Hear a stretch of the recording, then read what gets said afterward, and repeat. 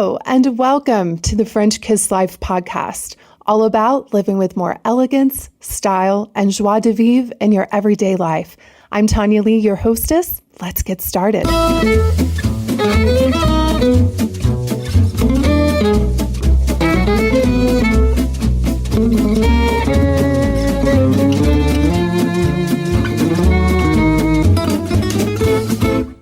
Well, hello.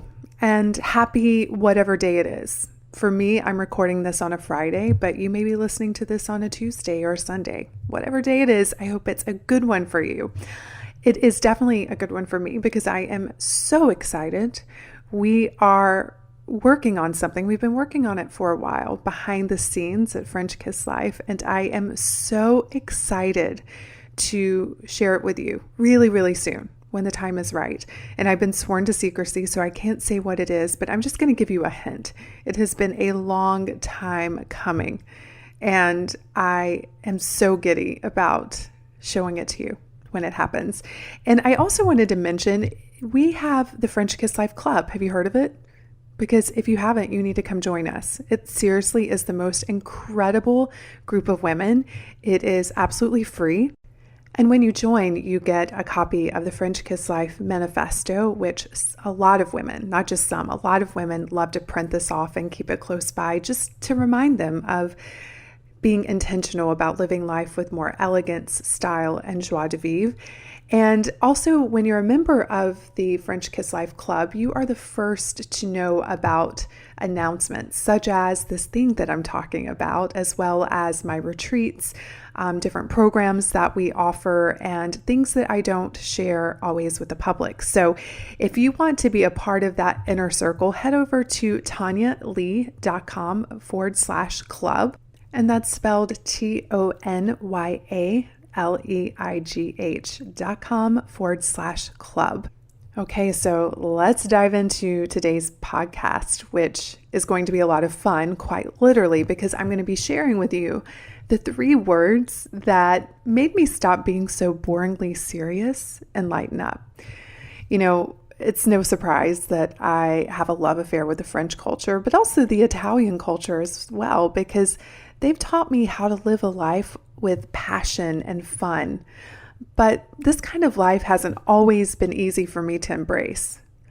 The 2 words that I can think of when I used to consider having fun was guilt and fear. They used to bubble to the top of any experience that resembled fun. So picture me going out and dancing, and in the back of my mind thinking things like, I didn't fold the laundry before I came, or good moms don't stay out late and they don't dance. Or things like, shouldn't I be home baking cookies? Or what if an earthquake happens and I'm here having fun? Seriously, it was crazy. I was like that crazy, neurotic, and very boring gal. And I want you to think about this. You know, I've thought about it often. It's so fascinating to me that as kids, we naturally knew how to play games and laugh and sing and create things just for the fun of it. We didn't feel guilt and fear. In fact, we really enjoyed the process of having fun. But it's so unfortunate that so many of us have been trained out of this beautiful state of being, one that's filled with laughter and creativity and smiles. And why is that? And I think it's because messages such as you can play when you get your work done causes us to start seeing fun as this forbidden thing and almost an impossible feat, because in our society, the work is never done. So where is there time for fun? The bills and responsibilities and expectations start to replace our natural desire to have fun. And that is how fun gets put on the back burner of our lives, my friends. And it's a slow, painful disappearance of something that used to be our normal, but now feels like this long lost friend that we rarely see. At least that's how it happened for me. And now looking back, I realize that those years that lacked fun were the years that I struggled the most with my weight, money, and relationships. So don't you think that's fascinating? Could there be a correlation to the amount of fun that we're having in our lives and its overall quality? Yes, ma'am, I think so. I've discovered that the women having the most fun in life are the most successful on so many levels. So let me share with you the 3 words that jolted me to putting the fun back into my life. I have dear friends that live in the south of France that I go and visit regularly.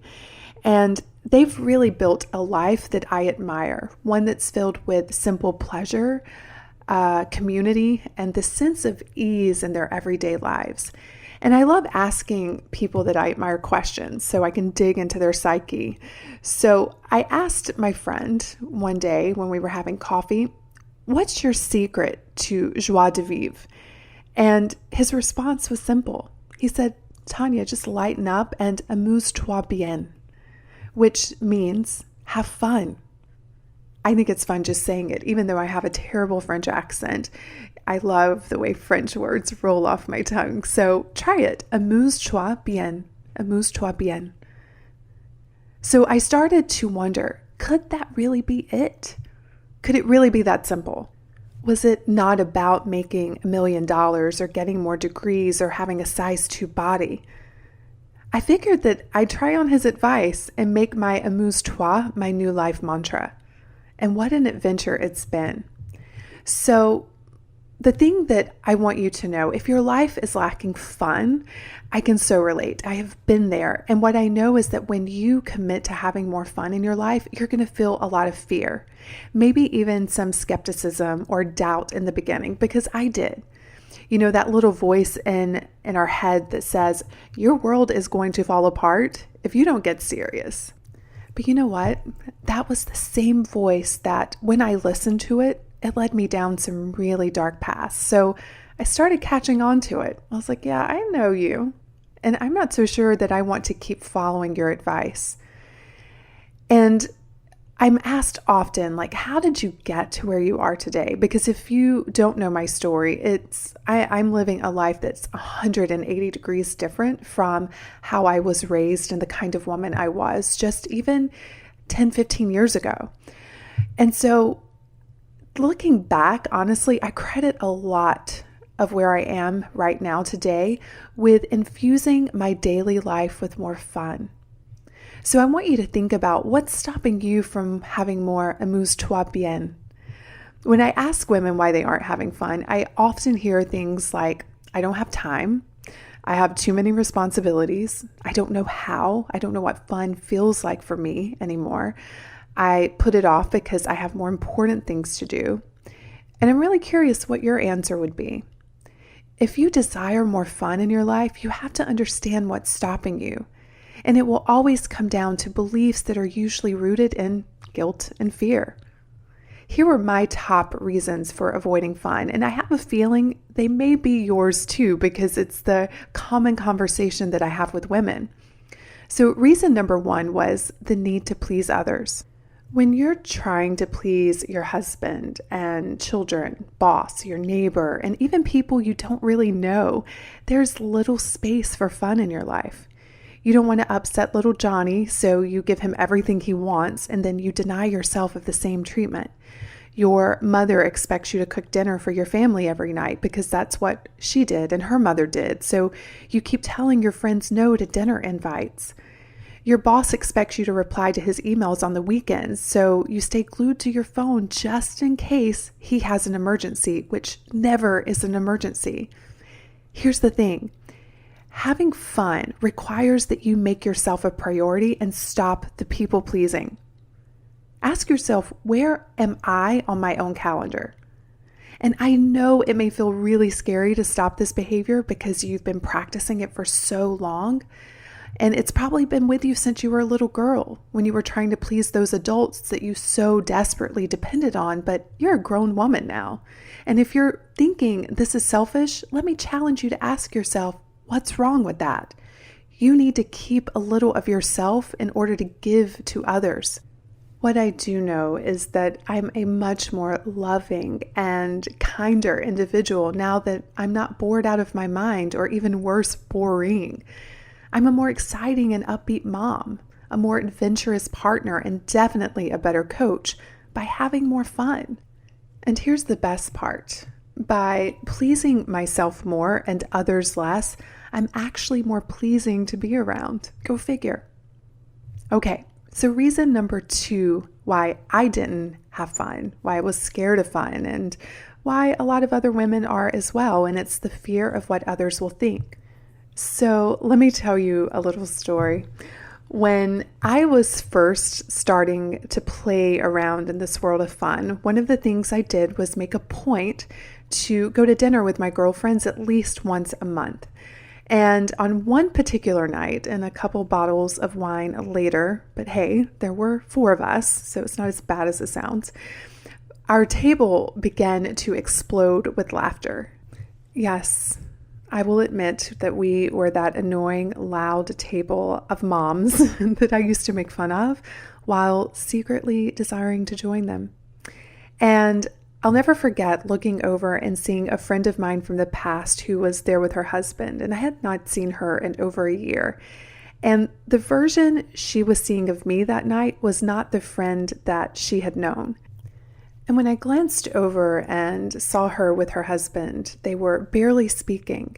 And I really felt for her because she had fallen into the same trap that I was so desperately trying to climb out of. And as she was leaving at around 9 p.m., we were just getting our little party started. And she walked over to me in front of everyone and said, "Shouldn't you be home with Sarah?" And I felt my face turn red, and that old familiar guilt started to rise to the surface when one of the other moms at the table, who I love, who was out drinking all of us by a mile, said, "Just because we birthed a baby does not mean we need to join a nunnery." Then she so elegantly added, "Loosen up, Mama, come and join us." My friend never returned.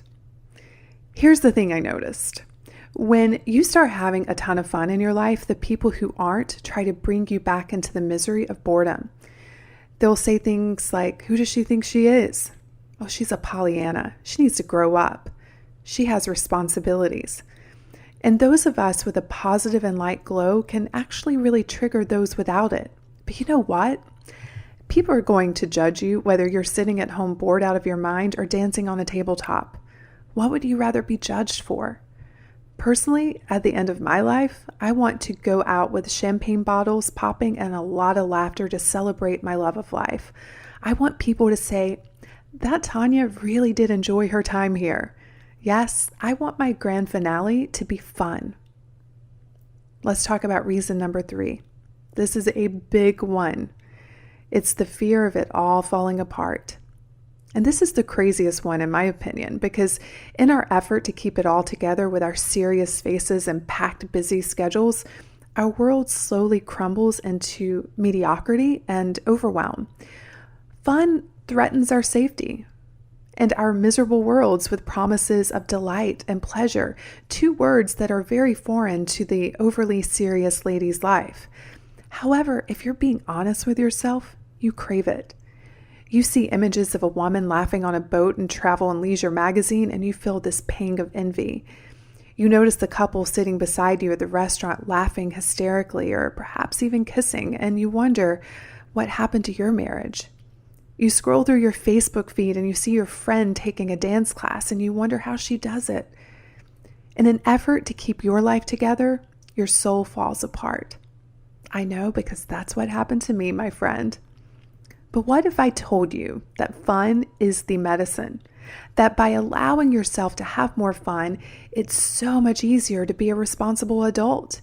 That fun opens up more possibilities than you would ever discover in your tightly controlled world. Of course, I believe this to be true now, but I've been where you are, doubting and fearing. I had to take a leap of faith into the river of fun, and I've been floating ever since. So I want to talk about something else when it comes to fun, and that is navigating finding the fun in the workplace. A place where professional women often get stuck finding the fun is in their 9 to 5. But fun doesn't have to be reserved for out of the office. In fact, I think offices need more women full of joy and play and creativity. Over the years, I've had many conversations with extremely intelligent professional women who describe their lives as lacking excitement or humdrum. They rarely go on vacations, and when they do, they often feel really guilty. Their weekends consist of more work, and of course, their weekdays are long and exhausting. Their excuse for such a tiresome life? Their job. You know what? I could be one of those women. I work really, really hard. In fact, I work as hard now as I did when I was an intensive care unit nurse. Sure, it's a different kind of work, but it's work nonetheless. But the difference is that although tedious, my workday feels fun. In fact, work feels like play. Now, of course, you could argue, but Tonya, look at what you do. You write about things such as fun and you take women to Paris. And you know what? This is true. But what you don't see is the day-to-day stuff that I deal with when it comes to having a business, such as managing a team, the deadlines, the customers to whom I want to give excellent service, the meetings with my accountant, the tech snafus, the not so nice emails. This doesn't include my personal life, which probably looks very similar to yours. Cooking dinner, paying bills, picking up dog poop. I know of women in my same industry who aren't having fun. They are overwhelmed and scared out of their minds that they can't keep up. And when this happens, one of the first things that goes out the window is fun. I mean, who has time for fun with all this work to be done? That's what we tell ourselves. And it breaks my heart because I know these women started a business to have freedom and now they feel shackled to it. So this brings up the question, is fun out there or is it in here? And I mean within you. And I think it's both. You can do fun things, but the best is knowing that the party lives within you. I find it liberating to know that it's not a job's job to offer me or you fun. It's something we get to bring to every moment of our lives if we choose to. You can add liveliness to board meetings while paying the bills, while shuttling the kids around, or while folding the laundry. Because after all, fun is an attitude that can be translated into almost everything you do. So I'm going to challenge you to do something that really changed my life. And it's fun first, work second. Now, I know for all of you with fun phobia, you're thinking, whoa, Tonya, this is crazy. How dare you suggest such a thing? But I love this mantra, fun first, work second, because I'm in no way saying you shouldn't work. I love work. I think work is good for us. I think it gives us purpose. It gives us something to do. It helps us make money to pay the bills. But what if you started thinking about fun first? How would that shift how you show up in your everyday life? I know for me, in being brave enough to experiment with having more fun in my life, I now understand that most have the equation backwards. Fun isn't something that you should put on hold until one day when the work is done, because we know the work is never done. It's something you should infuse in your life today to attract all of those things that you're hoping to become and achieve. You know what? I didn't start having fun when I founded French Kiss Life. I started having fun and French Kiss Life found me. In fact, I started to shift my attitude when I was working as a nurse. This didn't seem the appropriate place to have fun, or at least that's what I told myself. However, I began to challenge that assumption. I started changing my attitude and finding the joy and fun that was inside of me. I began dancing around the break room and I stopped complaining because that will zap the fun out of anyone. I gave my patients makeovers. I wore fun accessories in my hair to style up my very boring scrubs. I smiled more. I focused on my blessings. I had picnics in the parking lot during my lunch break. As a result, my work started to change as well. First of all, the quality of my work increased. I got a promotion and a raise. Patients started requesting to have me as their nurse.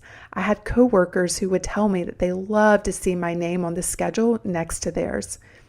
Outside of the workplace, because I wasn't wallowing in my misery due to the lack of fun in my life, other opportunities started to come onto the radar, things that could have only found a woman who was having fun. Fun is now the cornerstone of my life and my business. I want you to know something.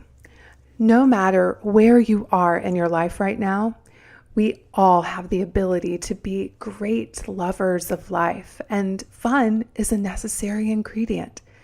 When we embrace life with joy and confront every obstacle and task in that light, it's astonishing how much can be accomplished. This is true in every area of our multidimensional lives, our work, our romantic lives, our health, our finances, and our family and our relationships. What I live and teach and believe about French kissing life is that it's up to you to have fun, to open up and laugh, to dance because you want to, and to leave behind any doubts or insecurities that would have you focus more on what others think of you than how you feel. Now, I want to leave you with one other thought around fun, and that is to consider the different flavors of fun. Fun doesn't have to involve wild nights with bottles of tequila or shopping sprees that max out all of your credit cards. In fact, this isn't much fun at all, at least for me. After much experimentation, actually, I've concluded that if I regret it the next day, it wasn't really fun. But I do know that we are all such unique human beings, which means we'll all have different flavors of fun, and it's up to you to discover what yours is. Fun is defined as amusement, enjoyment, and lighthearted pleasure. What amuses you? Where do you find enjoyment? What brings you a lighthearted pleasure? As I've evolved as a woman, so has the things that I find fun.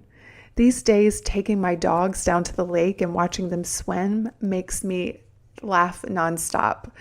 Watching an episode of Game of Thrones makes me giddy. Weekend trips with my girlfriends where we have spa days and decadent dinners and belly laughs brings me so much joy and priceless memories. Hanging out with my daughter, laughing over the silliest things just delights my heart. And let's not forget the regular solo dance parties that I have at my house, all by myself. They are so much fun. But no matter what your flavor of fun is, I hope you will consider that it's an important ingredient to a well-lived life. As my friend said, loosen up, mama, join us. So here's my kiss on the cheek to you today. Don't wait. Right now is exactly the perfect time to start Amuse-toi bien. Be brave enough to make your life an adventure, starting with your attitude, followed by experiences that light you up. Experiment. If you don't know what they are, try different things. See what your soul gravitates towards.